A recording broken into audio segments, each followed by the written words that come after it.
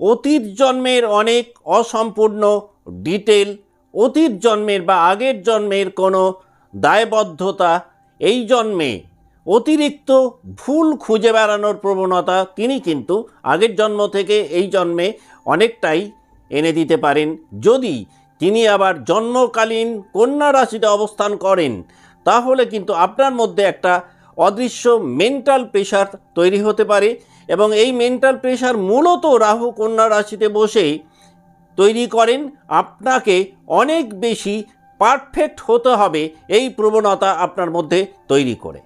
যে কোনো জটিল পরিস্থিতিতে আপনি কিন্তু খুব দ্রুত একটা সমাধান সূত্র খুঁজে বের করতে পারবেন যদি জন্মকালীন রাহু কন্যা রাশিতে অবস্থান করেন এবং তিনি শুভ নক্ষত্রে থাকেন। রাহু কিন্তু যদি অশুভ নক্ষত্রে চলে আসেন কন্যা রাশিতে, তাহলে কিন্তু আবার দেখবেন অধিক আত্মসমালোচনার জায়গাটা বেড়ে যাবে, আর এই সেলফ ক্রিটিসিজম বাড়ার কারণে আপনি যে কোনো গুরুত্বপূর্ণ কাজকর্ম শুরু করতে গিয়ে কিন্তু অনেক বেশি বিলম্বের মধ্যে নিজেই নিজেকে জড়িয়ে ফেলবেন।